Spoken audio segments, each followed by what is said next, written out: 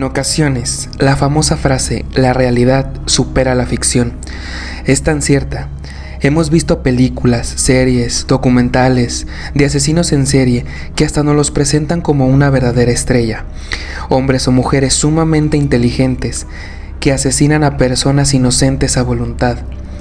Seguramente conoces a muchos de ellos, pero ¿sabías que existen asesinos seriales aquí en México? Un hombre que le quitó la vida a muchas personas, en su mayoría mujeres, y otro que disfrutaba del sabor de su carne. Una historia que parece sacada de una película de terror, pero que es totalmente real. No es posible que personas como estas sigan existiendo en nuestro mundo. Personas que no solo ocasionan que personas inocentes pierdan la vida, sino que también provocan un dolor inmenso a los familiares y amigos de estas personas. Lo más sorprendente es que cuando escuchamos de asesinos seriales, la mayoría de los casos sucedieron hace mucho tiempo, algunos de ellos en los años 60, pero esto pasó hace unos cuantos años, de hecho, hace 4 años, en nuestros tiempos, y es una historia asombrosa de cómo una persona puede hacer tantas cosas inhumanas y desgarradoras. A continuación, te contaremos una historia de una persona que afortunadamente está en prisión y actualmente con una condena de 217 años, y otra persona que desgraciadamente no cumplió un solo día de su condena. Así que prepárate, ponte cómodo, sube el volumen, porque estás a punto de saber todo sobre cómo, cuándo, dónde y qué pasó acerca de asesinos seriales mexicanos. Bienvenidos a Solo Dios Sabe.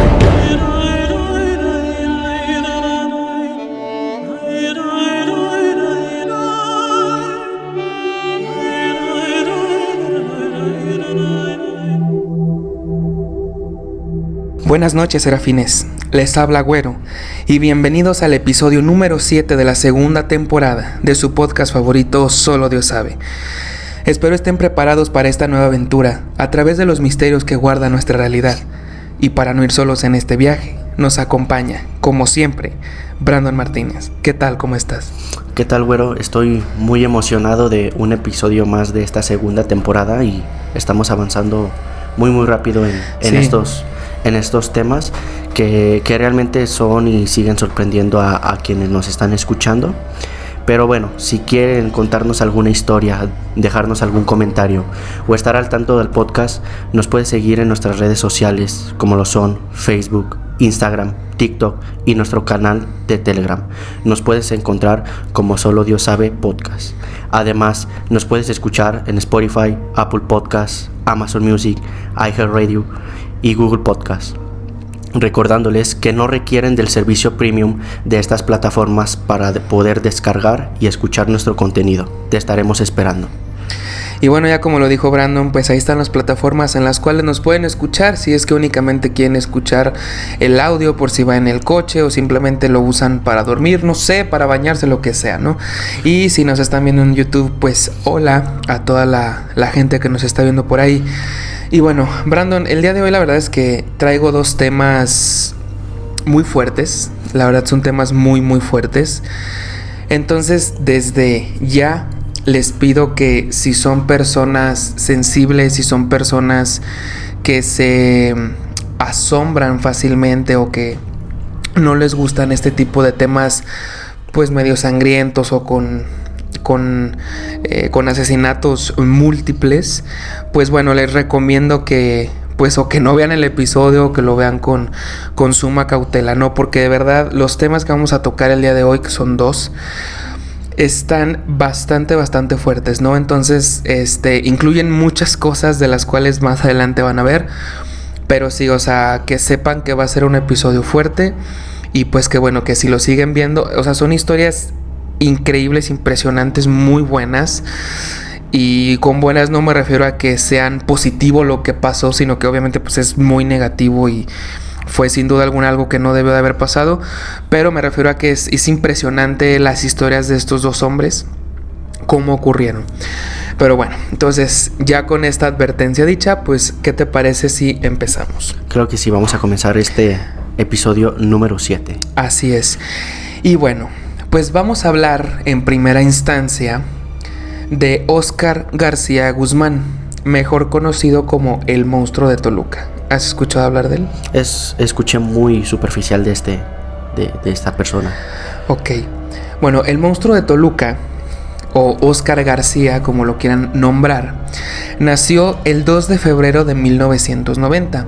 Cabe destacar que de esta persona, que fue muy reciente lo que pasó con esta persona, no se tiene tanta información de su infancia, o realmente no se tiene como tanta información de él. Por eso es que únicamente, vamos a contar lo que pasó, pero tampoco esperen tanto detalle de lo que hizo este hombre. Aparte, no creo que quieran saber más detalles de lo que le vamos a contar. Y como dije, no se conoce mucho del pasado de Óscar, sino hasta que cometió sus crímenes, porque vamos a ver que estos dos hombres, no eran unas personas malas hasta cierto punto, sino que se dan a conocer o se hacen famosas, entre comillas, por los actos que cometieron. Se hicieron famosas hasta que pasó lo que vamos a vivir. No es que desde pequeños, bueno, a lo mejor sí, pero no es que desde la infancia hayan sido muy famosos, ¿no? Entonces, se cree que la familia también de Óscar, o más bien su padre, mejor dicho, pues había ejercido violencia a su madre desde muy temprana edad. Entonces ya era una familia pues algo conflictiva. Y de hecho Óscar declaró, obviamente después de todo lo que pasó, él declaró a la policía que desde pequeño como que le llamaba la atención o le gustaba la idea de matar a alguien. Y curiosamente, a diferencia de otros asesinos seriales, mostraba mucho afecto por los animales como perros y gatos. Muchos de los asesinos seriales muy conocidos, no le tienen respeto a nadie, ni a la humanidad, a nada. Exacto, a nada. Y curiosamente, esta persona sí le tenía un gran afecto a animales y a perros. Más adelante vamos a ver qué es lo que pasó, ¿no? Y bueno, no se cree, más bien está estipulado que su primer víctima fue su propio padre. Lo mató en el 2006, cuando tenía solamente 16 años. Esto se conoce porque en el 2020 realizó una llamada telefónica con su madre, que esa llamada es bastante famosa. Yo creo que vamos a poner un fragmento por aquí. Esa llamada es muy famosa, y en esa llamada él le confesó a su mamá que él había matado a su padre cuando tenía 16 años. ¿Qué onda? ¿Qué onda? ¿Cómo estás, hijo? Pues, no, yo no importo. Oye, mis mascotas. Ahí están, nada más que ahorita mañana voy a ir primero contigo porque creo que tienes audiencia, ¿no? Ay, no, yo ya... Mira, mis tres opciones son estas. Ajá. Escúchalas. Sí. Pero no sientas gacho. Ajá. Hay de tres sopas: o me matan, o me suicido, o muero aquí de viejo. Pero es lo único que hay para mí, ¿va? Ay, hijo. Es lo que hay. Uh-huh. No, lo acepto, fue lo que le dije, fue lo que le dije al detective cuando me entregué. Le dije, mira, yo nomás quería que mis mascotas estuviesen bien. Si mis mascotas están chidas, de mí que sea lo que sea. Pero tenía la duda de que fue de, como ya no te he visto, no sé si te enseñaron la grabación y todo. Todo lo que dije, pues sí es neta. ¿Para qué te miento? ¿Para qué te choreo? Si yo maté a papá, yo maté a la hermana de tu novio, pero... yo también entiendo si pues no me quieren ver. No, sí lo entiendo. Digo, sí me la estoy pasando gacho, pero pues, es lo que es. No, pues también soy un asesino, tampoco es como para que me la esté pasando chido, ¿no? Pero, si te llegas a enterar que ya me pasó, tú tranquila, tú ni me entierres, ya que sea de mí lo que sea, va. Pero ustedes, tú chida, tú. Y aparte ya no quería ya ves que me contaste que los fueron a levantar para buscarme y todo. Uh-huh. Pues yo no quería que tuvieran broncas por mí, y menos tú, ¿no? Entonces, era eso, nomás quería saber que Pues si ya estás bien, si ya no los acosan, si ya no nada. No, ya nada, yo ahorita ya me dio todo el apoyo, tengo el apoyo de la PROCO, tengo el apoyo de la Fiscalía, no tengo ahorita nada, ya nada más platiqué con la de los perros y ya nada más voy a ir a verlos para que ya... ¿Quién es la de los perros? Pues ahorita Bueno, voy a ir a buscarla. ¿Mande? Mis perros, ¿quién los tiene? Ahorita me dijeron que tienen al Gronda hasta allá, no me acuerdo en qué, ¿cómo le dicen? Donde cuidan perros, pues. ¿Pero está lejos? No sé, porque voy a ir, pero mañana voy contigo y el miércoles voy, ya tomos también, ya me los enseñaron también los perros. ¿Te marcó la abogada que me tocó? No, mañana voy a ir a conocerla, por eso quiero ir a mañana temprano, porque dice que a las 10:30 va a ser tu audiencia, entonces quiero ir con ella para presentarme y para ver qué vamos a platicar, qué me va a decir, porque también para ver cómo van a hacer, quiero tramitar las visitas, para irte a ver tus cosas, que te voy a decir. No quiero que me hagas así, no manches. Pero no estás golpeado nada. ¿Golpeado? No, y si me golpean, no te preocupes, no pasa nada. Si te llegan a decir que se suicidó en la celda, no pasa nada. Si te llegan a decir que lo descuartizaron, no pasa nada. No, hijo, no me digas sigue eso, con no me tu digas. vida. Mira, es lo que puede pasar aquí. Es lo que me puede pasar aquí. Y lo acepto. ¿Estás en una celda, estás con todo o estás solo? Ahorita por el proceso estoy solo, pero pues es tarde que temprano que me van a mandar donde están todos y ahí sí voy a saber lo que es bueno. Pero no importa, no, tú no te preocupes, tú sigue con tu vida, o sea, lo acepto, o sea, tampoco te voy a decir que me arrepiento, no, nadie me va a quitar lo que hice ni a golpes, entonces, no, tú relax, jefa, ya, aliviánate. Sí, no, yo quiero verte mañana, de todos modos voy a ir a ver si puedo. Oye, tenía una duda, digo, no sé cómo está aquí, pero ¿no me podrías traer cosas de higiene personal? Ya si no te dejan pasarlas, pues ya. Sí, ¿cómo qué te llevo? A ver, dime. Papel de baño, jabón, shampoo, cepillo de dientes, gel, que en las audiencias me dio de la porquería, cremas, ese tipo de cosas. Todo, si quieres lo compro mañana temprano y ya te lo llevo porque voy a ir. Si me dejan pasarlo, no, ya no sé, pero ropa, porque... ¿Ropa qué te llevo de ropa? No, panza azul, chamarra azul que no tenga cuerdas. Y no sé si me puedes comprar unos tenis que no tengan agujeta. A ver, tenis sin agujeta. Tenis sin agujeta, pants que no tenga la agujeta cuerdas arriba en la sudadera, ¿no? Voy. Chamarra sin agujetas, playera, unos calzones. O sudaderas. Un par de todo, es lo único que necesito, no, mi existencia no necesita más, un par de todo. Bueno, entonces pero en serio, no quiero que vengas a verme seguido, o sea, ya... Mira, me la van a dejar caer bonita. Ahorita nada más me están sentenciando por lo de Jessica, pues ya me están investigando las 5 anteriores, entonces no, ya de aquí ya no salgo, en ataúd nada más.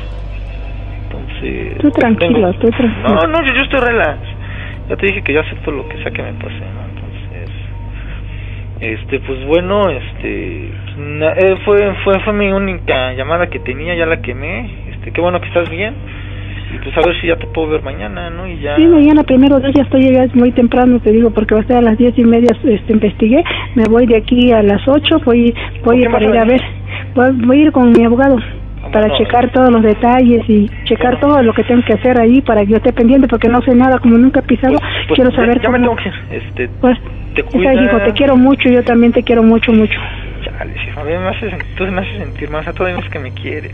Yo siempre te he querido, hijo, y te voy a querer siempre, y lo he dicho, a mí me importa lo que haya pasado, yo siempre te voy a querer, es mi hijo, y te voy a querer siempre, escúchalo, siempre. Pues sale, pues te dejo, ¿va? Papacito, y de todos modos mañana, primeramente Dios, allá te caigo, ¿va? Te cuidas, bye. Sí, órale, papi, cuídate. Aunque lo confesó, la verdad es que nunca dijo cómo ni por qué. O sea, simplemente fue que pues él fue como el culpable de su muerte, pero no se conoce cómo murió el padre. Y fue su primera víctima que él reconoció. Y fue su primera víctima, exactamente. Y bueno, sus siguientes víctimas, la mayoría, por no decir todas, pues fueron mujeres. Y bueno, una mujer identificada solo como Mónica, lo vamos a dejar así, pero no solamente la mató a ella, sino también a su padre. y la historia es la siguiente. A Mónica la habría conocido el 10 de septiembre del 2012 en una preparatoria de Otzolotepec. Y bueno, rápidamente se interesó en ella y comenzó a seguirla. De hecho, fue tal así que llegó a su casa ese mismo día que la conoció, pues le gustó y dijo, pues creo que es la indicada, ¿no? Okay. Y la siguió hasta su casa, pero se adelantó Oscar y pues obviamente entró primero a su casa, pero Oscar pensaba que la casa estaba sola. Okay. Entonces él allana la casa, pero se da cuenta de que dentro de la casa está el papá de Mónica. Entonces, ¿qué es lo que hace Oscar? Decide terminar con la vida del padre de Mónica también. Wow. El padre fue identificado como Tomás, nada más lo vamos a dejar así. Mata también a Tomás, que pues obviamente fue lo único que pudo hacer. Lo apuñaló en repetidas ocasiones y posteriormente agarró un hacha y lo remató. O sea, no solamente mataba a las personas, sino también tenía como lujo de no de torturarlas porque ya estaban muertas, pero digamos que eran actos muy sangrientos. O sea, literalmente le gustaba ver sangre, le gustaba ver actos muy sangrientos, muy fuertes, ¿no? Wow, y todavía ese hecho de como que limpiar el área para, ahora sí decir, la casa está sola. Ajá. Y todavía, o sea, como tal, no nada más fue la víctima de Mónica, sino también el sí, papá. O sea, el objetivo no era el papá de Mónica. No. O sea, ese no estaba en el papel, no estaba en la lista. Pero estorbaba. Wow. Para cumplir el objetivo y dijo, pues bueno, pues vamos a calentarlo en lo que llega. Y fíjate, tal fue el descaro de este hombre que se sentó a esperar a Mónica junto a los restos de su padre. Cuando Mónica, llegó, pues obviamente este hombre sabía habilidades de Krav Maga y la sometió y la condujo hasta su casa, hasta la casa de él, en Villa Santín, donde la mantuvo con vida cerca de 2 semanas. Y después, bueno, o más bien en ese lapso de 2 semanas la agredió obviamente sexualmente y la torturó. Y al final terminó quitándole la vida a golpes 2 días antes del cumpleaños de Mónica. Descuartizó el cuerpo y puso los restos en cajas de cartón que tiró en un barranco en El Mirador, en el Estado de México, en Huixquilucan. Esa fue como la primer víctima, ¿no? Digamos, bueno, quitando a su padre, pero fue como la primer víctima. O sea, en cuanto la vio, dijo, creo que esta es, y hizo prácticamente todo lo posible, entró a su casa y pues ya sabemos la historia, ¿no? Fue su primer víctima mujer, que bueno, sí, es como es reconocido porque... Sí, es como un patrón, o sea, casi siempre, por no decir siempre, las víctimas de estos asesinos son mujeres. O por lo menos en esta historia es como lo vamos a ver. La siguiente víctima del monstruo fue Adriana González Hernández, que tenía 27 años. Era estudiante de psicología de la Universidad Insurgentes de Toluca y que un 24 de marzo del 2017 desapareció después de salir de su casa en Toluca del Lerdo.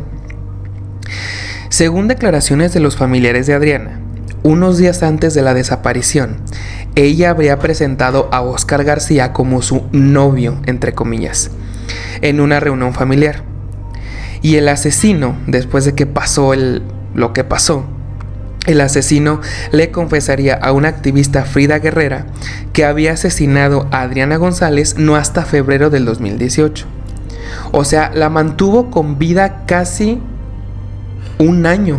11 meses más o menos. 11 meses. O sea, la tuvo, pues supongo que en tortura, abusando de ella o no sé, durante casi 1 año. Wow. O sea, no, repito, no solamente era un asesino serial, sino que le disfrutaba del dolor que le podía causar a las personas. O sea, ese fue el lapso en que estuvo desaparecida y se confirmó su muerte hasta que él lo... Sí, o sea, hasta que lo agarraron a él, porque no es spoiler, lo agarraron, como ya dije al principio. Él fue hasta que cuando declaró que pues que la tenía ahí con vida y que la mató hasta febrero del 2018, wow. Exactamente. Después, la quinta víctima, fue Marta Patricia, mejor conocida como Patti Nava.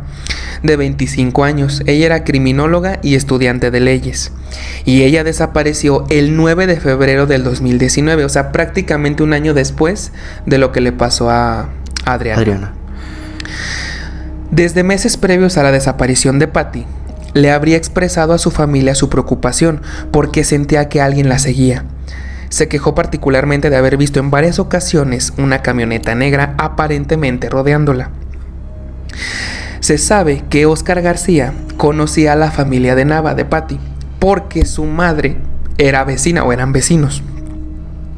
Tras la desaparición de Patty, el último sitio donde se detectó la conexión del celular de Patty fue en las cercanías de la casa de Villa Santín, la casa de Óscar.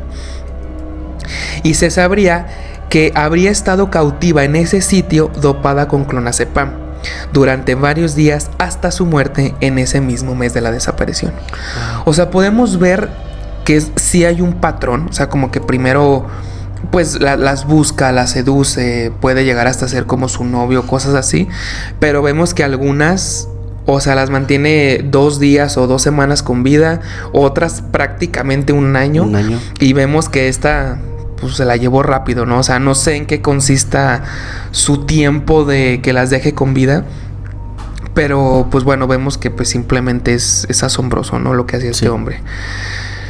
Y ahí viene la más importante de todas, o la más sorprendente de todas. La última víctima, que fue Jessica Guadalupe Jaramillo, de 23 años de edad. Era una estudiante de psicología en la misma universidad que su asesino, que Óscar. Ella desapareció el 24 de octubre del 2019, después de salir de su casa en la colonia 5 de Mayo. Y lo mismo, desde meses previos a su desaparición, Óscar había comenzado a acosarla.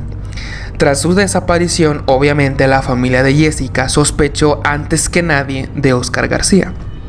Vemos que sí comparte como esta característica universal de los asesinos seriales, por lo menos de la gran mayoría, que primero las acosa o primero, pues, o sea, como que ya hay un contexto antes, ¿no? Entonces, por eso la familia de Jessica luego en su desaparición pensó en Óscar, ¿no? Era evidente. Sí, claro, y busca más que nada atraparlas, ¿no? Sí. Emocionalmente. Sí. Y ya de ahí realizar todos sus actos inhumanos. Correcto.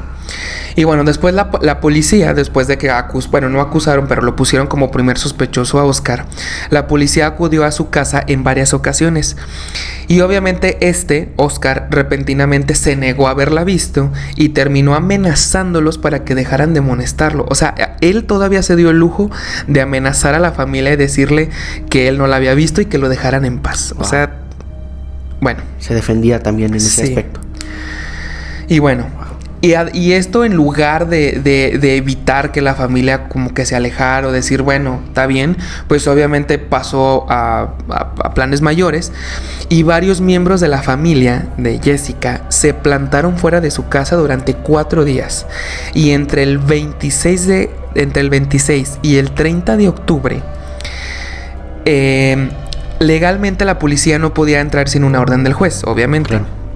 Y esta tarda varios días en llegar, que es algo también bien impresionante o injusto, no sé cómo nombrarlo, desesperante, que no puedes entrar a su casa sin una orden, o hasta que pasen ciertas horas, creo que son 72, o no sé si ya las bajaron, pero hasta 72 horas de desaparecida para poder meter una denuncia. O sea, los procesos son tan largos y en ese tiempo pueden pasar infinidad de cosas que están perdiendo el tiempo, ¿no? Entonces a veces es bien desesperante cómo gracias, entre comillas, a los trámites, entre comillas, a los trámites de estas órdenes, de estas órdenes, fue que pasaron este tipo de cosas, ¿no? Sí, y es triste porque creo que sí, como comentabas, tienen que pasar 72 horas para reconocerse como desaparición.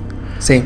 Entonces, tú imagínate estar esperando 72 horas, los familiares de la víctima, ¿no? que es muy, muy desesperante, que no puedes hacer nada, y aparte le das tiempo al asesino para o poder huir o poder esconder cualquier cosa que lo pueda evidenciar. Es correcto, o sea, y es lo que te digo, o sea, o sea, a veces dejan pasar demasiado tiempo, y es como tú dices, cuando le dan tiempo, le dan chance, ¿no? Pero sí. Bueno, Y bueno, y pese a que los familiares aseguraban que hasta llegaron a ver a Jessica pasar a través de las ventanas de la casa de este hombre. Ellos aseguraban que la habían visto pasar en las ventanas de este hombre, y aún así como que la policía o la ley no hizo nada como para acelerar el caso.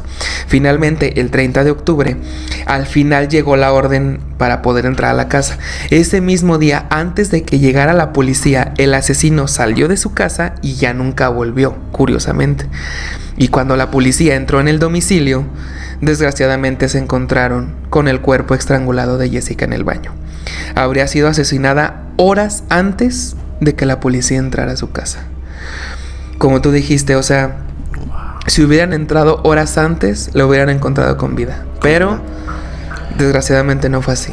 ¿Qué piensas de esto? Por culpa de clásico trámites tardados aquí en este país, no le dieron la oportunidad de rescatar. Literalmente le quitaron la vida o le quitaron la posibilidad de poder seguir viviendo a Jessica. Entonces prácticamente el caso de Jessica fue el que logró, o sea, fue el último. Sí, fue su última víctima. Con el que, pero bueno, si te pones a pensar, si Oscar ya sabía que había una orden en su contra para poder entrar a su casa, no, él no escondió el cuerpo ni nada. No. O sea, como que él quería que viera todo lo que él hizo. Sí, y de hecho, como te digo, es algo como particular de los asesinos seriales, que en lugar de, bueno, por lo menos al principio sí se ocultan y tratan de, pues obviamente de no dar como luces, ¿no? De no dar señales, pero llega un momento en el que es tanto su ego, su fama, que les gusta que los descubran, o sea, les gusta que vean lo que han hecho, ¿no? O sea, porque son demasiado egocéntricos. Entonces creo que esto le pasó a Oscar, porque sí, como tú dijiste, o sea, ni siquiera se molestó en ocultar el cuerpo o en hacer otra cosa. O sea, él simplemente se fue de su casa y ahí lo dejó, que era obvio que ya era para encerrarlo, ¿no? Sí. Y pues sí, afortunadamente lo detuvieron, le dieron una condena, como dije en la introducción, de 217 años, obviamente pues ya prácticamente cadena perpetua. Y como dije, hay una llamada del 2020 que le realiza a su mamá. Y bueno, en la llamada pues hablan de muchas cosas, pero lo raro, bueno, no lo raro, pero lo curioso de esta llamada es que cuando al principio de la llamada él habla, pero para preguntar cómo están sus perros. Él le dice que, oye, ¿cómo están mis perros? ¿Están bien? ¿Están comiendo bien y todo? Porque la mamá le pregunta, ¿no? De, oye, hijo, ¿cómo estás? ¿Estás bien? Y él le dice como de, o sea, yo no importo, o sea, a mí ya me cargó el payaso, pero quiero saber cómo están mis perros, quiero saber qué onda, ¿no? Entonces es una persona muy difícil, no sé cómo decirlo, pero que sin duda alguna, pues qué bueno que por lo menos ya está tras las rejas y que está cumpliendo su condena. Y pues bueno, esta fue la historia del monstruo de Toluca, que es un poquito corta, pero repito, no se tienen como más detalles acerca de este hombre, que repito, ya por lo menos con las cosas que les conté creo que es más que suficiente.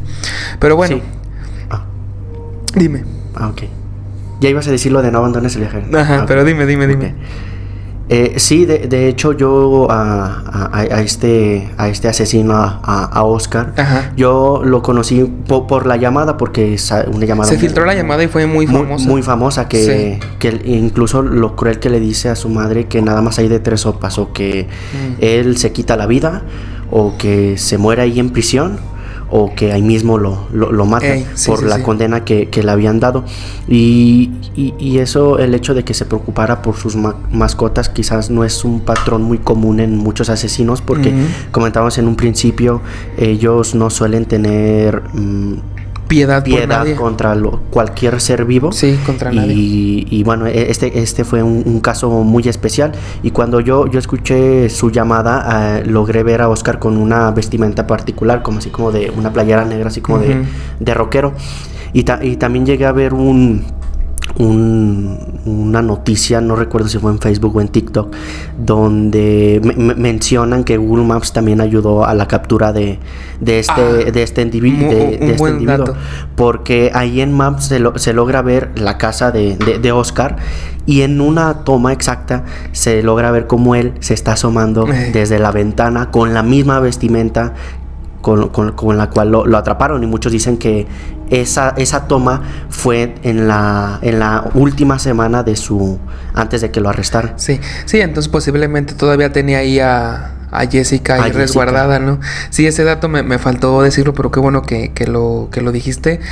Qué curioso, ¿no? Que haya cosas que pues que sin pensarlo sucedan, ¿no? Como el caso de Google Maps. Pero bueno, no abandones el viaje. Esto sigue. Regresamos a Solo Dios sabe.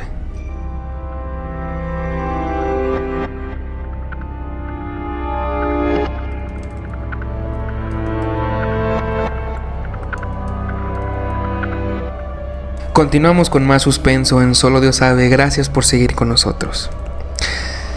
Y bueno, ya regresamos después de esta pequeña pausa. Y bueno, Brandon, pues ya acabamos de contar la historia del monstruo de Toluca. Ahora viene otra historia parecida, pero a mi parecer es mucho más fuerte de lo que fue el monstruo de Toluca. Entonces, si no aguantaron la primera, creo que esta tampoco la van a aguantar. Entonces, otra vez otra advertencia. Lo que sigue son cosas muy fuertes. Entonces, nada más para que estén avisados, ¿no? Porque el siguiente tema se llama o lleva por título El caníbal de la Guerrero. ¿Lo has oído? También muy superficialmente, como el caso de Oscar, pero sí no he visto ningún tipo de información, nada más lo he escuchado. Ok. Bueno, El caníbal de la Guerrero es una historia de un señor, vaya, que la verdad es que es bastante impresionante. Primero, tenemos que definir o saber la diferencia entre un sociópata y un psicópata. Un psicópata, eso es lo que dice la psicología. Un psicópata es una persona que ya nace como con esa sed de matar, de hacer daño, ¿no? Esa mentalidad. Y un sociópata no nace, se hace. Que creo yo, no sé, pero creo que son las personas más peligrosas que existen, ¿no? Sí. Y este señor en particular, José Luis Calva Cepeda, era un sociópata, mejor conocido como el caníbal de la Guerrero. José Luis Calva Cepeda era un escritor del cual escribió aproximadamente 800 poemas, 100 novelas, 8 obras de teatro y varios guiones de cine que desafortunadamente o afortunadamente, como lo quieran ver, nunca se publicaron. José Luis nace el 20 de junio de 1969 en la Ciudad de México. Era el menor de 6 hermanos. Y de hecho, algo bien raro a diferencia del caso anterior, es que nació o tenía una familia que era muy amorosa, siempre estaban como llenos de amor y prácticamente, por decirlo entre comillas, prácticamente era perfecta. O sea, su familia no tenía como estos sucesos, por ejemplo, como en el caso anterior que el papá pues le hacía violencia a la mamá, etcétera, ¿no? Aquí prácticamente todo era perfecto, o sea, no había nada de tipo de violencia, cosas así, ¿no? Nada que incitara exactamente, o sea, nada fuera de lo común. Okay. Era una familia de clase media, digamos, o sea, no era una familia ni rica ni pobre, digamos que vivían en el segmento de clase media. Su mamá era ama de casa y su papá era comerciante. Después, cuando él tenía 2 años, fue como el declive o más bien el punto de quiebre de su vida desde los 2 años.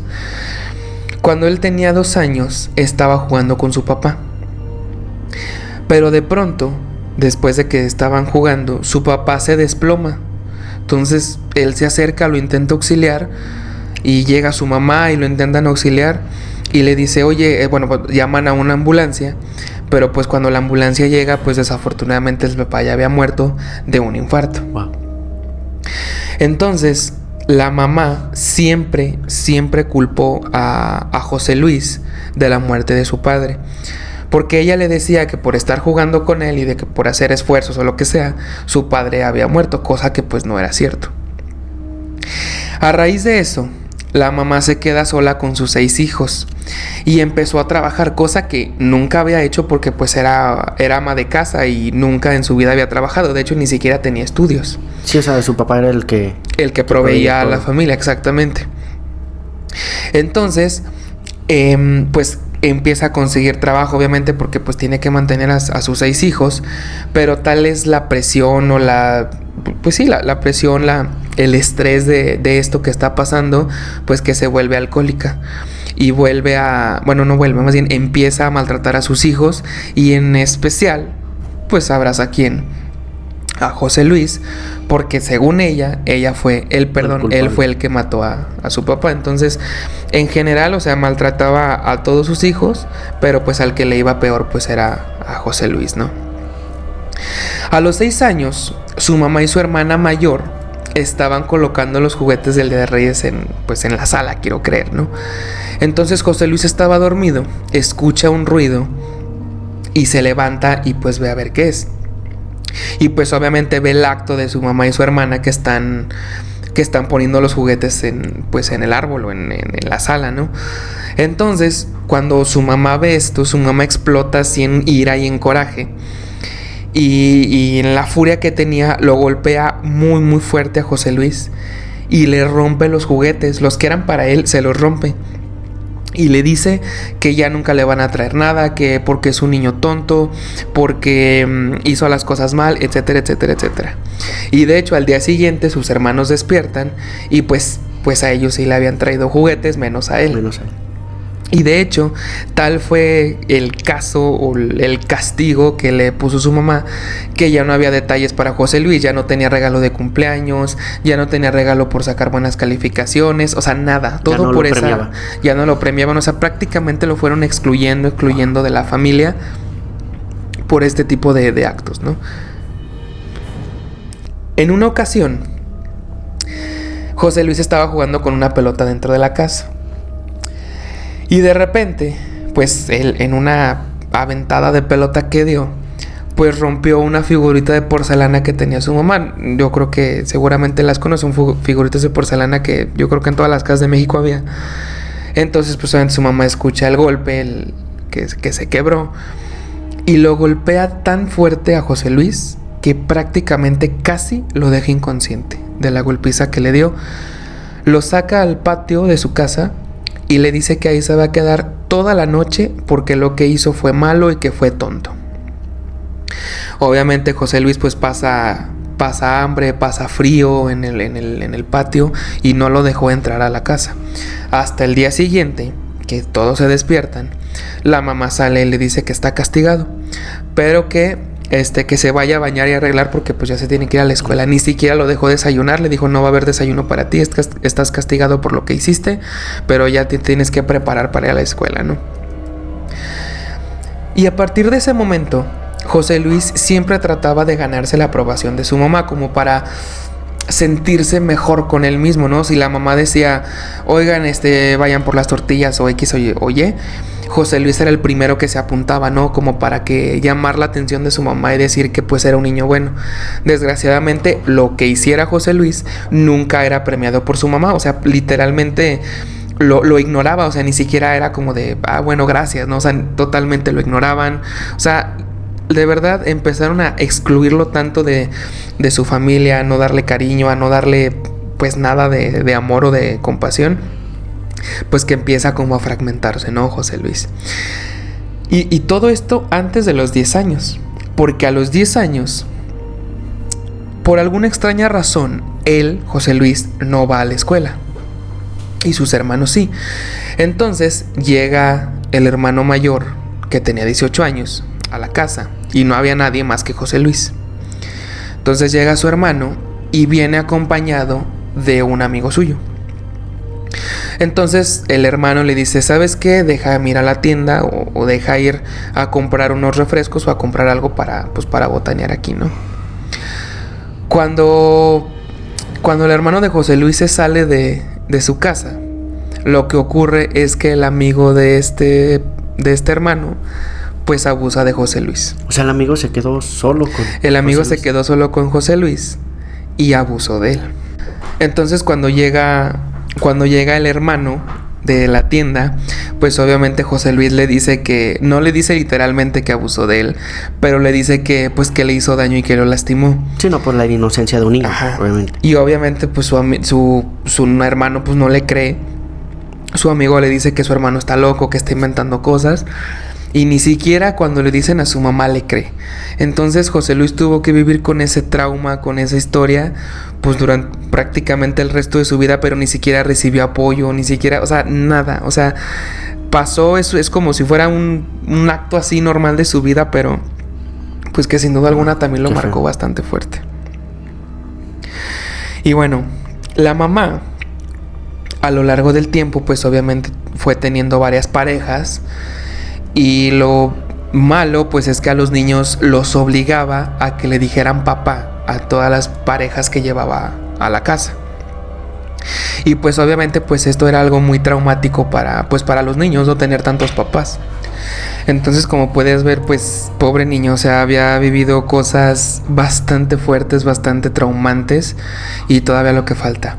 A los 12 años, un día se pelea con su mamá.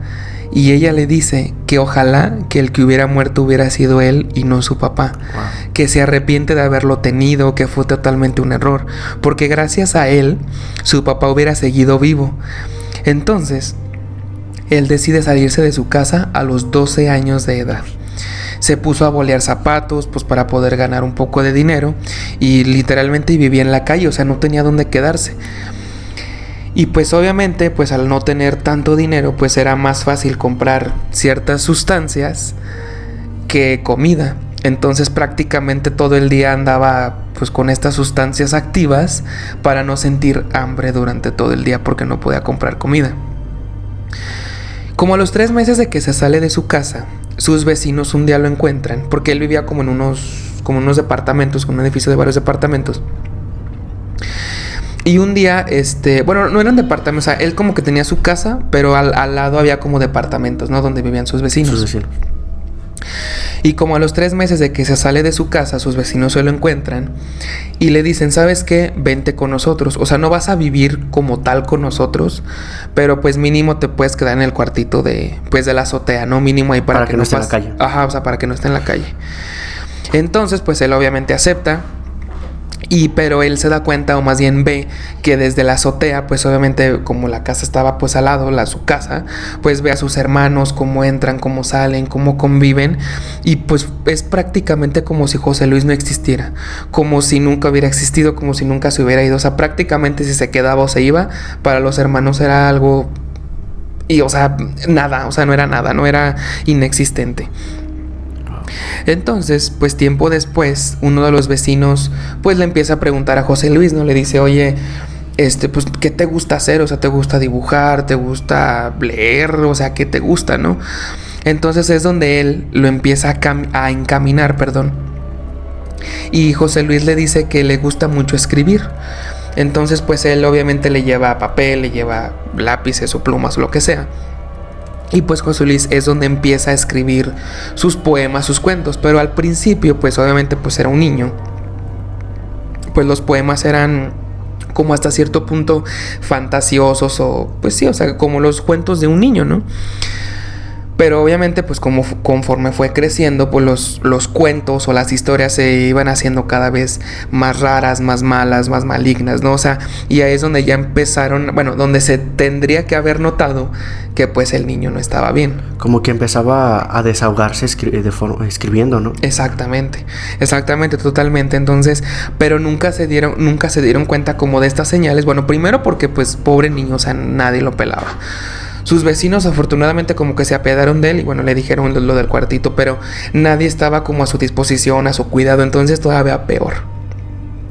Cuando cumple 18 años, empieza a trabajar de taxista y además consigue un trabajo en un bar de la colonia Roma. Y él, los poemas que él escribía los vendía para sacar algo de dinero. Entonces, pues digamos que era como su manera de sobrellevar o de mantenerse, ¿no? Hasta cierto punto. Sí. Y tiempo después, él descubre las películas de Hannibal Lecter y se vuelve ultra fanático de Hannibal Lecter. Mucho. Tanto así que él se creía que era él, ¿no? Porque él también escribía Hannibal Lecter. Entonces como que se identificó mucho. Y al no tener como una identidad propia o algo así, dijo, ¿sabes qué? Pues este soy yo, ¿no? O sea, me identifico tanto con este personaje que quiero ser como él, ¿no? Se proyectó en él. Se proyectó en él, exactamente. Wow. Entonces, se volvió muy fanático, pero al mismo tiempo se volvió narcisista, se volvió egocéntrico, se volvió ególatra y sobre todo muy misógino, porque pues por lo que había vivido con su mamá y con sus hermanas, ¿no? Sí. Él, como casi todos los asesinos seriales, él quería tener el control de todo lo que le pasara en su vida. Él tenía que tener el control, quería tener el control de todo. Entonces se buscaba relaciones con mujeres de muy bajo autoestima, que fueran muy manipulables, que fueran muy sumisas prácticamente, ¿no? ¿Por qué? Porque él las podía controlar, les podía hacer prácticamente lo que él quisiera, ¿no? Que era como que lo que le llenaba a él, ¿no? Como de saciar esa sed de, no sé si de venganza o simplemente de coraje que traía, ¿no? Y era tan egocéntrico y tan ególatra que una de sus frases que él decía era: la máxima creación del universo soy yo y yo soy la perfección. Era como su frase ligadora, ¿no? Matona para las mujeres. A los 23 años conoce a una mujer y se casa con ella. Tienen 2 niñas, 2 hijos, bueno, eran niñas. El matrimonio duró aproximadamente unos 7 años porque, como ya lo vimos, pues él era demasiado violento y obviamente pues a la mujer no quería esto para sus hijas. Creo que pues nadie quiere esto para nuestros hijos. Bueno, yo no tengo hijos, pero tampoco quiero para ellos, ¿no? Entonces, ella un día, sin avisarle, sin nada, un día ella se va a Estados Unidos y desde allá le manda los papeles de divorcio, le manda lo de la custodia de sus hijas. Entonces, todavía fue un golpe más al ego de José Luis, porque primero lo dejaron ahí, segundo se llevó a sus hijas, que era como que lo que a él lo hacía sentir mejor o como lo mejor que tenía él. Y pues también ese golpe al ego, ¿no? De que lo habían dejado, de que se había quedado solo. Entonces él empieza a buscar algo más y empieza una relación homosexual con un hombre llamado Juan. Lo cual, pues bueno, la relación obviamente pues era muy inestable, terminaban, volvían, terminaban y volvían. Él tenía aproximadamente como unos 33 años.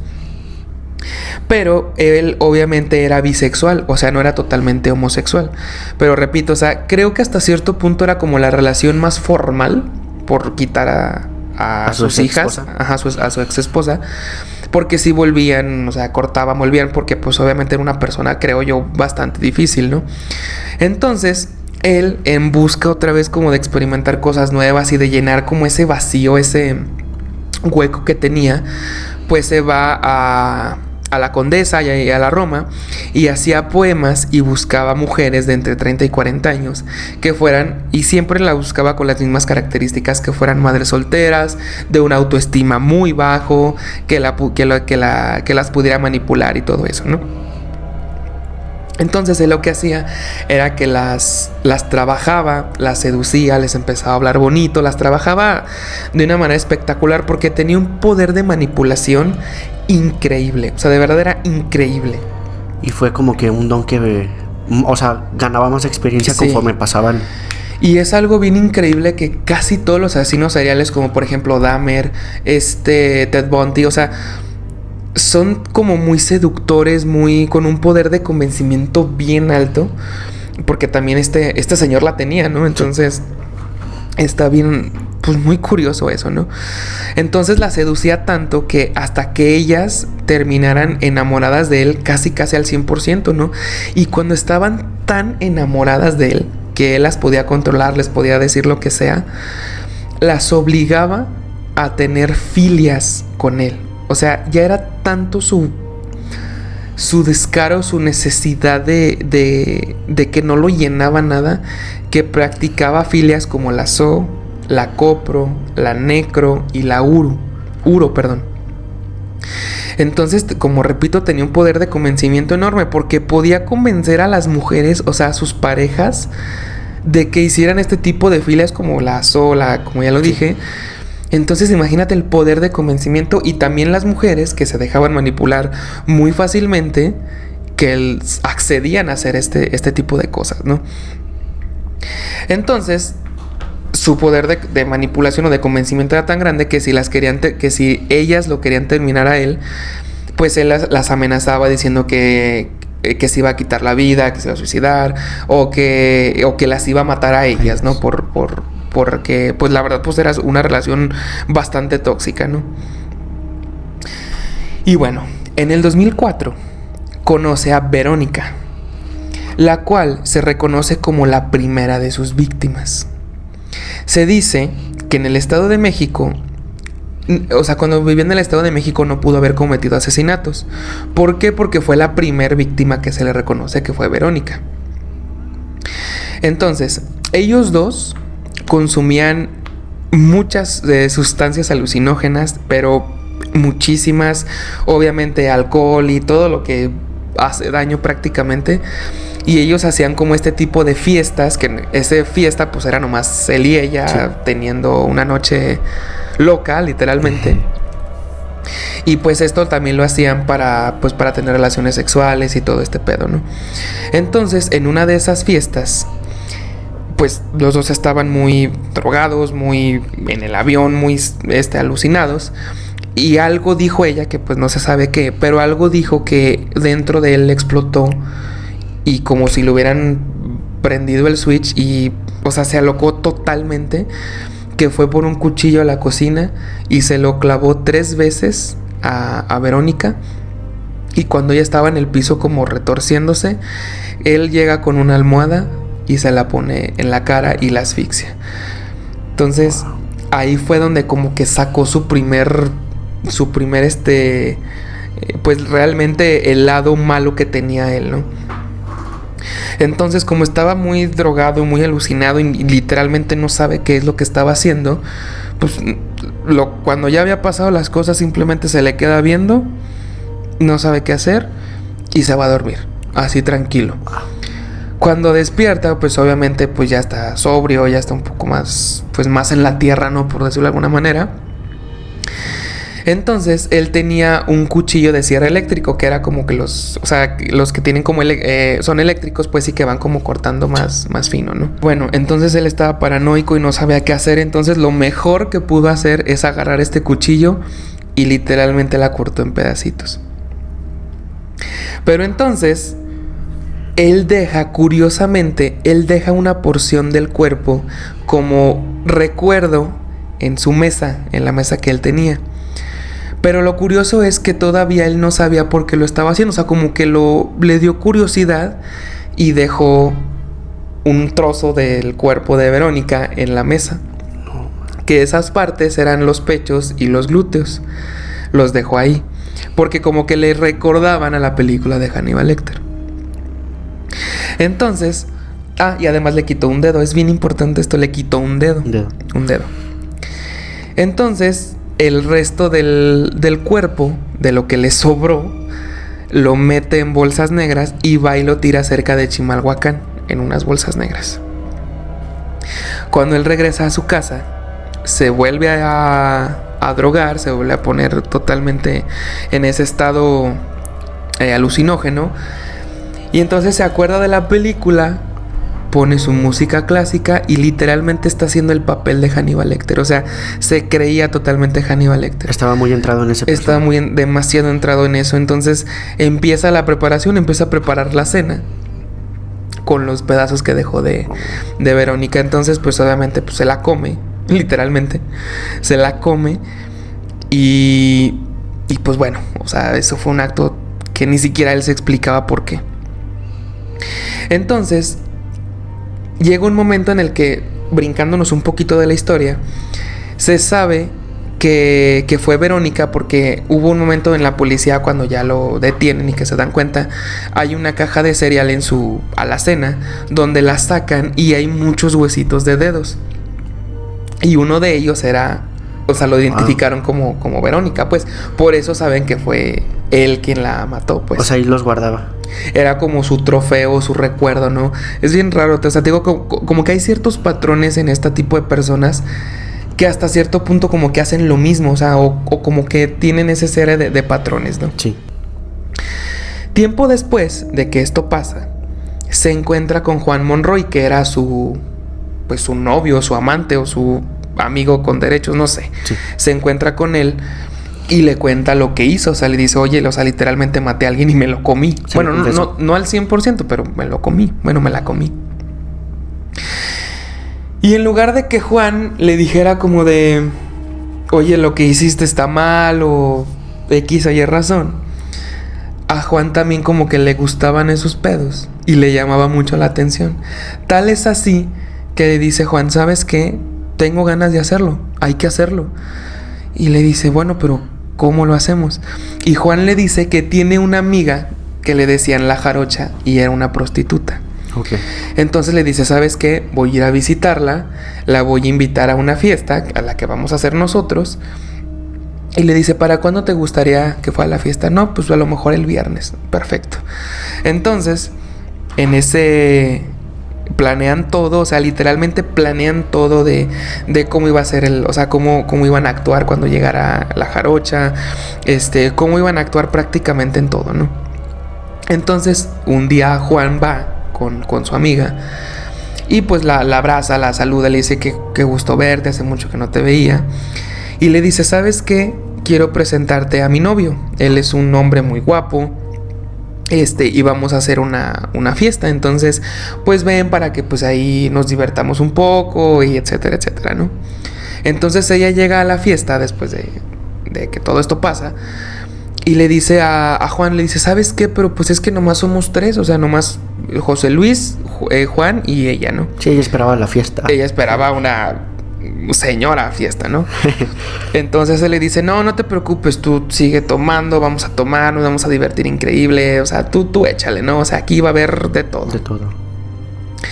Entonces llega un momento en el que pues ella se pone un poco más ebria. Bueno, todos más bien se ponen un poco más ebrios. Obviamente consumen sustancias alucinógenas. Hasta que José Luis, le dice, ¿sabes qué? Pues ya es hora. Y la Jarocha se queda como de, ¿ya es la hora de qué?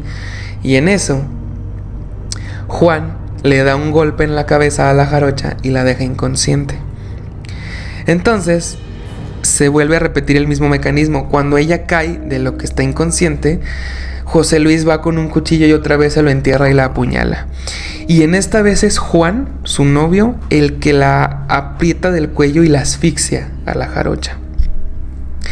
Y toda esta sensación de matar, de asesinar, de ver la sangre ahí corriendo, de todo eso, los llena tanto de placer, de adrenalina, los excita tanto que tienen relaciones al lado del cuerpo de la Jarocha. Esto no es oficial, pero se dice que ahí pudieron haber practicado la necro. Okay. No es oficial, pero se cree, porque pues era muy viable que lo hicieran. Y bueno, pasa todo este tema, se van a dormir, o sea, como si nada hubiera pasado. Al día siguiente hacen la misma operación, la cortan para podérsela llevar a tirar a algún lado, ¿no? Entonces la meten en unas bolsas verdes, en este caso, y la tiran cerca del metro de Tlatelolco. Las autoridades, después de tiempo de que van y la tiran, pues obviamente la encuentran y posteriormente empiezan una investigación de todo esto, porque se dan cuenta que los cortes son prácticamente iguales y en los mismos lados, o digamos que eran en los mismos lados que la que encontraron en Chimalhuacán, la de las bolsas negras. Entonces empiezan a ver este patrón de decir, ¿sabes qué? Está cortada como en la misma forma, con la misma sutileza o con los mismos cortes Entonces juntan los dos casos y los empiezan a investigar porque dicen esto es un patrón, o sea, tiene que haber, o sea, esto ya no es como casualidad, sino que hay alguien que lo está haciendo periódicamente, ¿no? Sí, o sea, las dos personas son víctimas del mismo Exactamente, sujeto. o sea, tienen ese patrón. Y no fue hasta en 2007, o sea, casi 3 años después, según yo, porque esto pasó en 2004. Y bueno, no se tiene certeza si en esos 3 años José Luis y Juan hayan hecho más asesinatos de este tipo, lo cual se dice que muy probablemente, pero digamos que en esos 3 años no hay como evidencia certera de que sí hicieron más cosas, pero pues se cree por el pasado que tienen que muy probablemente pues hicieron más cosas. Sí, o sea, la cantidad de cosas que pudieron haber hecho en esos 3 años es incalculable. Exactamente. Y bueno, en esos 3 años José Luis conoce a una chica, bueno, a una mujer que se llama Alejandra.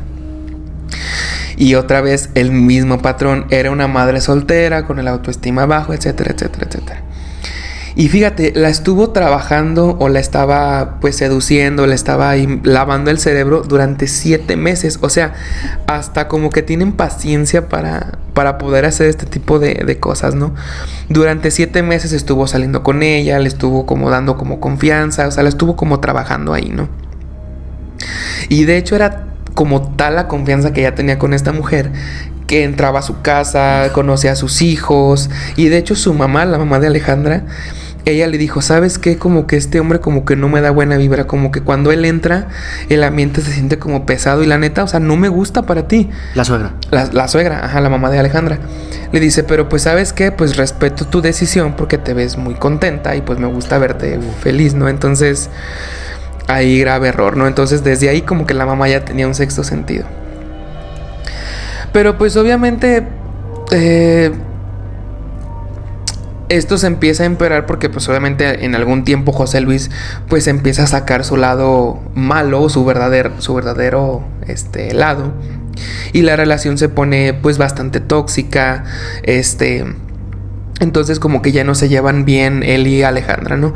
Pero aquí la diferencia fue que Alejandra pues ya era una mujer pues digamos mayor, ya se mantenía sola, o sea, ya era como independientemente, o sea, ya no dependía 100% de José Luis como lo pudo haber sido sus víctimas anteriores. Entonces ella le dice, ¿sabes qué? O sea, ya no me está gustando esto, cómo eres, cómo actúas, y pues mejor hasta aquí la dejamos, ¿no? Entonces le dice, no, porque si tú me dejas, te voy a matar a ti y a tus hijos. Comenzó con la amenaza. Comenzó con la amenaza. Si tú me dejas, va a pasar esto. Entonces, pues obviamente ella se sorprende mucho y le dice, ¿sabes qué? Bueno, está bien, o sea, ya perdóname pues, o sea, seguimos como siempre. Pero pues ella se va a su casa. Y obviamente pues se va con mucho miedo, con mucho temor de que algo le fuera a hacer, ¿no? Al día siguiente, ella se levanta como todos los días y se prepara y se va a trabajar. Pero en el camino la intercepta José Luis. Y desde ese momento Alejandra no llega a trabajar, no llega a dormir, o sea, durante todo el día no llega a su casa. Y pues obviamente ya se empiezan a preocupar que no saben nada de ella. Y la mamá levanta una denuncia por desaparición. Y le preguntan, otra vez como el caso anterior, le preguntan que si su hija tenía amigos, parejas o lo que sea, que pudo haber sido el sospechoso o que alguien hubiera podido hacer esto, ¿no? Sí. Y ella le dice, pues sí, José Luis, porque pues le dice, su relación pues era algo tóxica, ya llevaban tiempo, pero su relación era muy tóxica, o sea, como que ya no se llevaban bien, y pues tú sabes la vibra que le causó a la señora. Entonces, en cuanto le preguntan eso, dicen, sí, José Luis era el principal sospechoso. ¿Cómo ves la historia hasta ahorita? Wow. Incluso hasta conforme vas contando la historia se va sintiendo esa pesadez o sea, ese tipo de emociones que uno logra entender, porque bueno, al menos a diferencia del caso anterior, aquí pues sí diste detalles de su infancia, de todo lo que pasó, y nos vamos dando cuenta de cómo el término o sea, entendemos ya más la diferencia entre psicópata y sociópata. Sí, totalmente. Que bueno, me imagino que por el término de socio da a entender que la sociedad es Sí. quien te involucra Sí. a que tú empieces a... O sea, es la que te da como que ese impulso a que tú hagas ese tipo de situaciones. Y lo vimos con el hecho de que su mamá lo culpaba por la muerte de su papá. Sí. Sus hermanos también lo echaban de menos, vivía en la calle, las drogas, el personaje con el que se proyectaba de Hannibal. Entonces es algo que empezó a desarrollarlo más, porque pues como comentabas en un principio, él no nació así, él estaba en una incluso decías que era una familia muy estable. Sí, o sea, y fue algo raro, bueno, no raro, pero digamos que no por... O sea, se comenta esto porque normalmente, como fue el caso anterior, de que pues desde niño pues el papá violentaba a su mamá y todo eso, y acá no, o sea, era una familia totalmente normal. Se hizo como tal.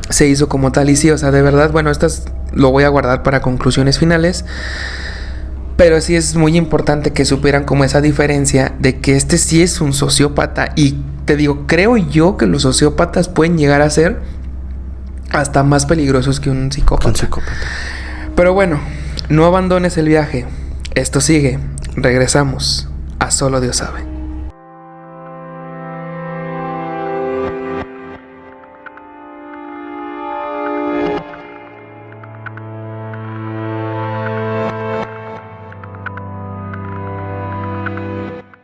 Continuamos con más suspenso en Solo Dios sabe. Gracias por seguir aquí con nosotros. Y bueno, retomando un poquito la historia de José Luis, pues como te digo, su mamá pone una denuncia, le preguntan que si conoce a alguien que probablemente sea uno de los sospechosos, y pues lo pintan como el primer sospechoso del caso. Y ahí viene lo hermoso de esta historia. Llega la policía a la casa de José Luis, que eran unos departamentos. Ahí sí ya obviamente ya tenía otra casa y ya eran como unos departamentos. Entonces llega la policía a casa de José Luis, tocan a la puerta y José Luis no abre. De hecho, y bueno ya, o sea, tocan a la puerta, no abre y se retira, ¿no?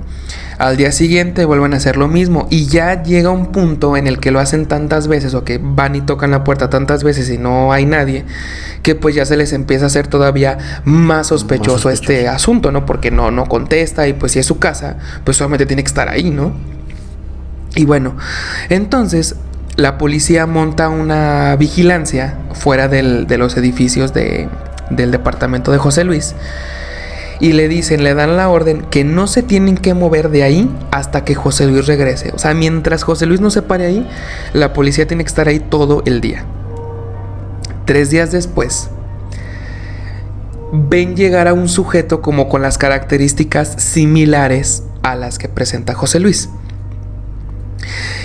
Y lo curioso es que durante estos 3 días, curiosamente, José Luis salía y entraba de su departamento como si nada, pero la policía nunca se dio cuenta. Porque él vestía, o sea, él digamos que se camuflajeaba, o sea, hacía pasar por otras personas porque se ponía gabardinas largas, lentes oscuros, se tapaba más o menos, ¿no? Y lo curioso es que la policía ni siquiera se daba cuenta que José Luis entraba y salía, y lo peor es que José Luis tampoco sabía que la policía estaba ahí. O sea, él vestía así. O sea, él vestía así. ¿Por qué? Porque después de que desaparece Alejandra, la mamá le habla a José Luis y le dice, oye, pues no has visto a mi hija, shala. Y él le dice que no sabe dónde está su hija, que ellos terminaron y que no quiere saber nada más de eso. Entonces, obviamente lo pusieron en alerta a la mamá de Alejandra. Y él, pues, obviamente deduce de que, pues, la van a empezar a buscar y todo eso, y que, pues, él es un principal sospechoso. Entonces, se empieza a vestir como de esa forma. Pero es bien curioso porque ni la policía lo ve o se había dado cuenta, y ni siquiera él se había dado cuenta de que la policía estaba ahí. O sea, era una serie de coincidencias que pasaron de que ninguno de los dos se vio. Entonces, cuando por fin ven a este hombre venir, lo interceptan y le dicen, oye, José Luis, buscamos al señor José Luis. Sí, pues soy yo, ¿no? Y le dice la policía, ok, ¿sabes qué? Te tenemos que realizar algunas preguntas, ¿no? Y él le dice, sí, claro, acompáñenme a mi departamento. Entonces, cuando la policía sube a su departamento, él les dice, ¿sabes qué? Nada más déjame prender la luz. Entonces, él se mete al departamento y le cierra la puerta a los policías. O sea, en la cara le cerró la puerta a los policías. Y obviamente, pues, los policías pues empiezan a tocar la puerta, pues, y de, oye, ábrenos, que no sé qué. Y buscan, o más bien piden apoyo para poder tirar la puerta y entrar al departamento. Cuando por fin entra la policía, de que le piden apoyo y de que pueden acceder al departamento, cuando entran, se encuentran que era un departamento sin luz. O sea, era un departamento totalmente oscuro. La única luz que se podía ver eran 3 velas que estaban prendidas en un altar de la Santa Muerte que tenía José Luis. Las ventanas, los vidrios de las ventanas estaban totalmente tapados con periódico para que la luz no pudiera entrar. Wow. O sea, estaba totalmente oscuro. Muy aislada. Muy aislada. Y además tenía todo tan sellado, o sea, ventanas, puertas, para que el olor no saliera. Entonces, la policía, entra al departamento y pues obviamente empiezan a buscar a José Luis pues en todo el departamento y no lo encuentran. Pero un policía se da cuenta de que hay una ventana abierta y José Luis, en el intento de desesperación de escapar, pues sale por la ventana y se cae 3 pisos abajo. Entonces obviamente se pega en la cabeza y se fractura una pierna. Pero en la adrenalina que tenía José Luis de que lo iban a atrapar, o sea, se para, se va corriendo y 2 cuadras adelante lo atropella un taxista. Bueno, lo remató. No, espérame. Entonces él, pues obviamente, pues está todo ahí medio entre inconsciente y vivo y todo eso. Llaman a una ambulancia y se lo llevan al hospital, a José Luis. Todo esto mientras la policía está examinando su departamento. A la policía le avisan que hay un hombre con ciertas características que lo atropellaron. Y le dicen, pero ellos no sabían que era José Luis. Pero le dicen, ¿sabes qué? Necesito necesito una unidad que esté cerca del accidente para que vean qué pasó y, de ser posible, que agarren al hombre que lo atropelló, porque pues puede ser un accidente común y corriente, ¿no? Sí, ajeno al caso que estaban haciendo. Entonces le dice, necesito una unidad que vaya y cheque eso y que analice cómo pasaron la situación para saber si hay que detener a alguien, ¿no? Entonces eran 3 policías y a uno le dicen, ¿sabes qué? Tú vete al hospital, porque se creía que el que iba en la ambulancia era José Luis. Okay. Entonces le dicen, ¿sabes qué? Vete a la casa, vete al hospital para que nos digas si realmente es. Y nosotros nos vamos a quedar aquí inspeccionando el departamento a ver qué encontramos. O sea, tenían esas dos como que posibles... esas dos posibles, ¿cómo se podría decir? O sea, formas de encontrar a José Luis. O sea, si era el que era atropellado o el que atropelló, ¿no? Por eso se quedaban investigando en ese accidente. No, o sea, no tanto el que atropelló, sino más bien el atropellado. Porque como vieron que había saltado por la ventana, pues obviamente pensaron que podía ser Aparte de las características que les dijo por la radio, coincidían con las características de José Luis. Por eso es que un policía le dijo, vete al hospital y dinos si sí es él. Ok. ¿No? Confírmanos. Entonces, como te digo, 2 policías se quedan en el departamento de José Luis y lo empiezan a examinar. Y bueno, lo primero que hace la policía cuando entra al departamento de José Luis es que quitan todos los periódicos de las ventanas y todo para que pudiera entrar la luz y pudieran ver algo. Y cuando quitan los periódicos, ven en la mesa de José Luis, ven un plato con 2 pedazos de carne y hasta un limón partido a la mitad. Entran a la cocina y ven en un sartén un pedazo de carne, o sea, ya listo para cocinar. Pero pues esto no se les hizo raro porque dijeron, bueno, pues a lo mejor era su comida y pues apenas se iba a preparar su comida, ¿no? O sea, la gente pues come carne, ¿no? Sí. Pero entonces empiezan a notar un olor muy fétido que provenía del departamento.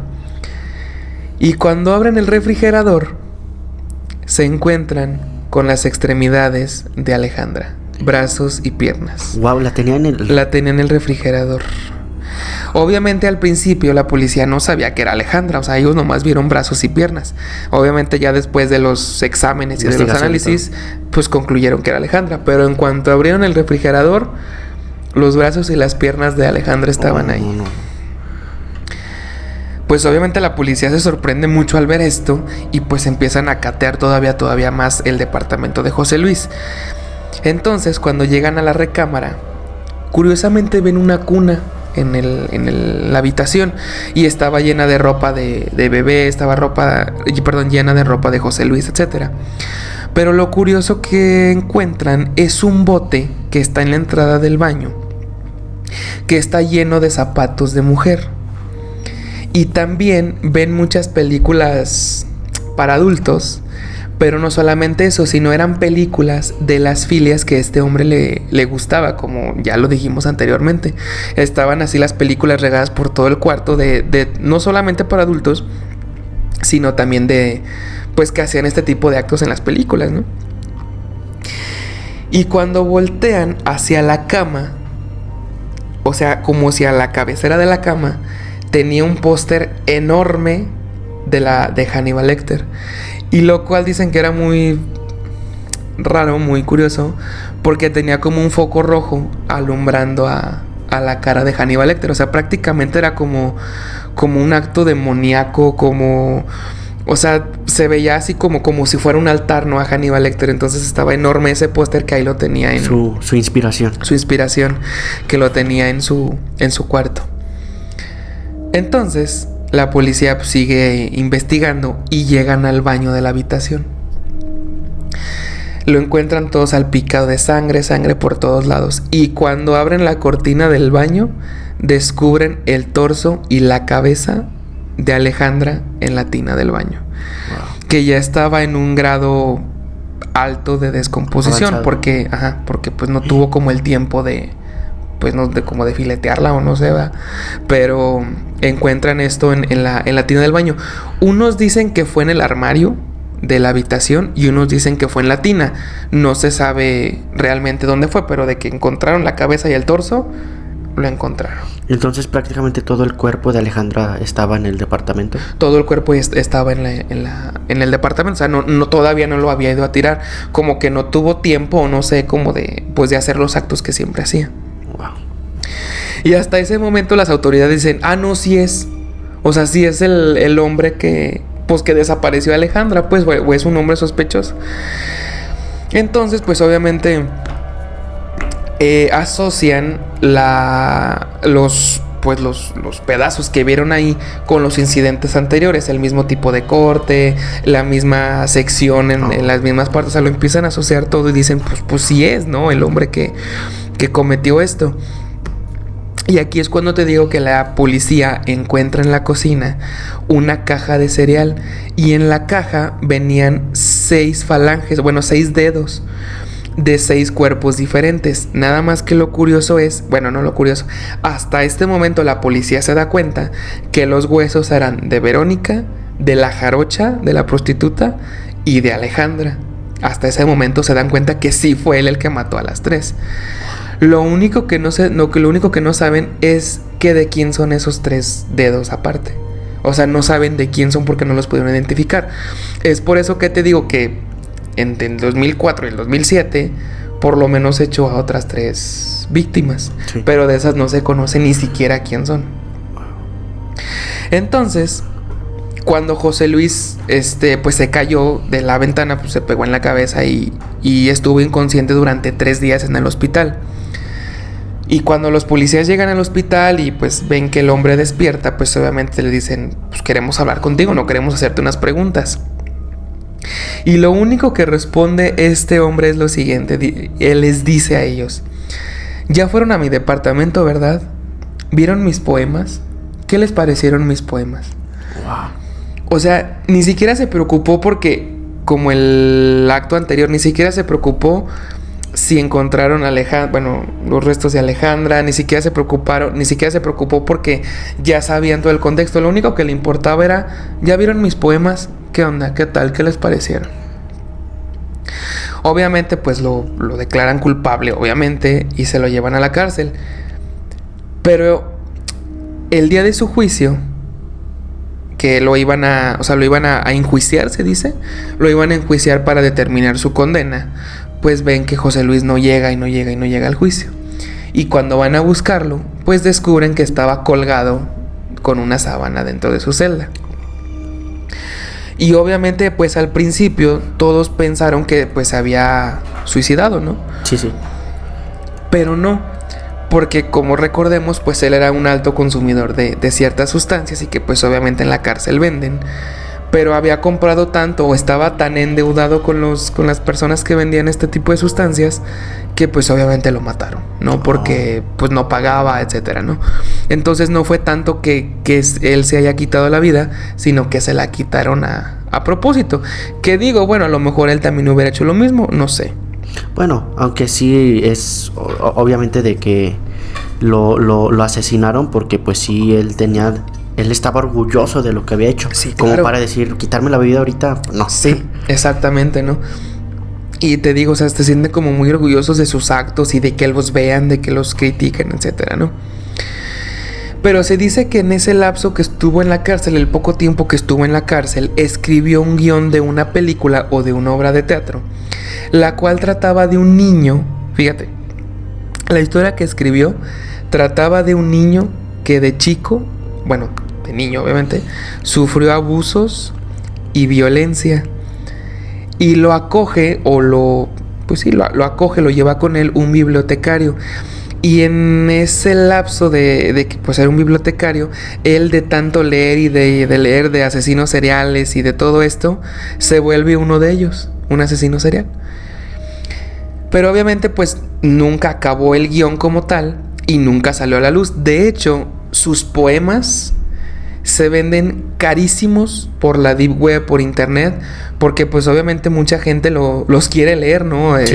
Que son bastante interesantes, pero son bien difíciles de encontrar, porque pues obviamente la policía los clausuró, pues los... Sí, son como evidencia. Ajá, es evidencia.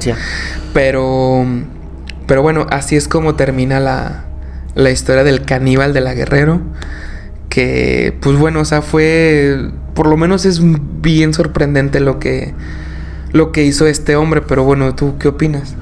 Igual que cruel, y esa parte de que escribió un guión de película, prácticamente estaba relatando su vida. Sí. Y el hecho pues ya de que nunca la terminó por los sucesos siguientes de que bueno, murió, lo mataron en la cárcel.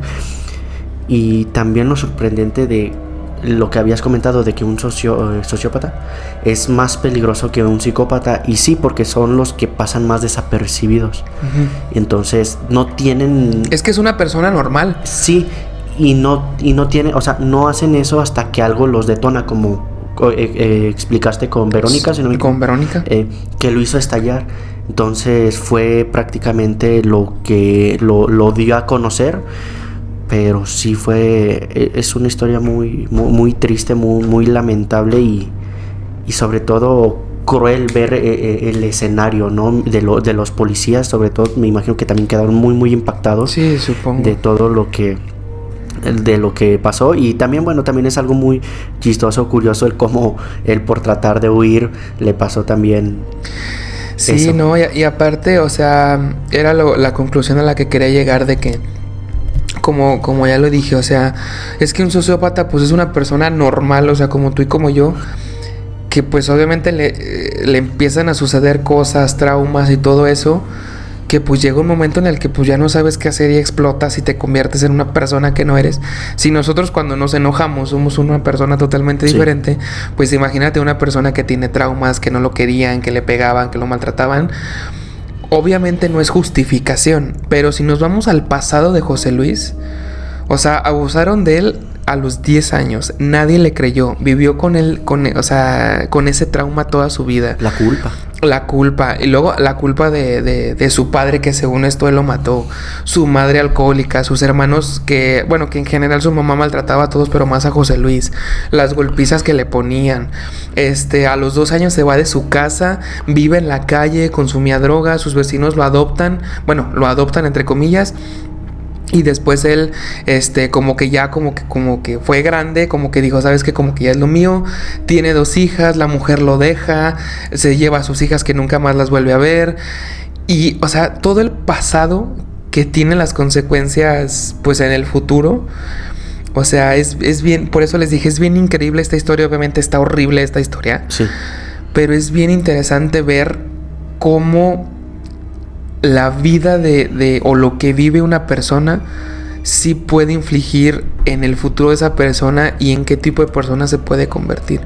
Entonces, repito, no es justificación por lo que hizo, pero por lo menos sabemos el pasado y sabemos por qué lo hizo, ¿no? Claro, reconocemos muy bien los detonantes Sí. de su...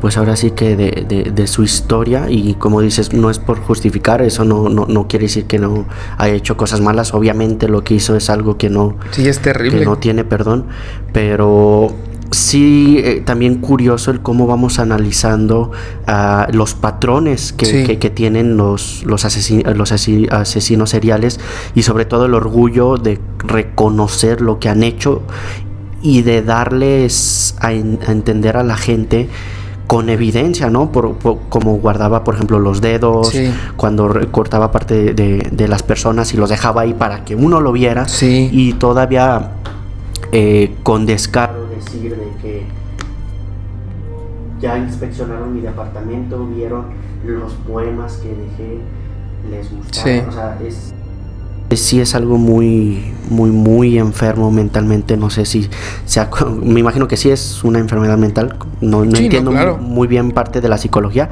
pero sí es algo muy, muy... También es algo muy complejo, ¿no? Estudiar este tipo de personas. Sí, y sobre todo que, o sea, son personas que supongo que ya no tienen como una cura. O sea, no es como que pasen tiempo en la cárcel y salgan rehabilitados o ya otra persona totalmente. O sea, pienso que ya sus vidas pues prácticamente acabaron ahí, ¿no? Pero sí, o sea, es muy impresionante esta historia, sí. Y sobre todo, repito, el trasfondo que tiene esta historia, ¿no? Entonces sí vemos que como el pasado de las personas, como los actos pueden infligir en el futuro de las personas. Y como tú dices, tuvo algo muy característico de los asesinos seriales, que es que estaba como orgulloso de los actos que había hecho, ¿no? O sea, de decir, yo fui el que hizo esto, o sea, yo fui el que lo hizo. Y de hecho hasta él confesó tiempo después. De hecho confesó, creo que fue de Alejandra, que nunca se la comió, pero porque no le dieron chance. Ah, ok. O sea, como que sí iba para allá, pero él, según él confesó después cuando ya lo habían encarcelado, que Alejandra no la probó. Sí, pero tenía Ajá. ahí los platos con coca. Ajá, o sea, los tenía ahí como que ya los estaba ahí como preparando, pero según esto que no los probó. Y a su novio, Juan, tampoco le pudieron probar que él sí había consumido, o sea, carne humana, pues. Nunca se lo pudieron comprobar. Y pues de hecho a él, o sea, sí lo culparon obviamente porque pues era complicidad de José Luis. Pero digamos que nunca le pudieron comprobar que había consumido carne humana. Y obviamente a José Luis pues sí, y en varias ocasiones. Ok, entonces al novio de José Luis también lo detuvieron. Sí, también. Okay. No sé si también de por vida, no sé cuántos años le dieron, no sé, es más, no sé si ya también se murió, la verdad desconozco totalmente. Pero bueno, José Luis pues ya no está con nosotros, no cumplió su condena como lo dije al principio, desafortunadamente. Y bueno, pues esta fue la historia del Caníbal de la Guerrero, una historia muy fuerte. Y pues bueno, espero que les haya gustado el capítulo. La verdad es una historia sorprendente y que pues que sin duda se las quería traer porque es muy fuerte la historia, pero es muy interesante. Sí. Y también quiero que sepan que después, creo que es en el 9, creo, voy a hablarles de un tema también muy fuerte. No sé si más fuerte que pero es probable que sí, que se llama El exorcismo de Almanza, que es un tema, curiosamente no es un tema paranormal, es un tema criminal, el exorcismo de Almanza. Okay. Entonces, O sea, de verdad váyanse suscribiendo, compártanlo porque ese tema está buenísimo. ¿Algo más que quieras agregar? Creo que de mi parte es todo. Para quienes nos están viendo, escuchando, ya como dijo Güero, no suscríbanse para que no se pierdan de nada de contenido del canal, porque vienen temas muy muy interesantes.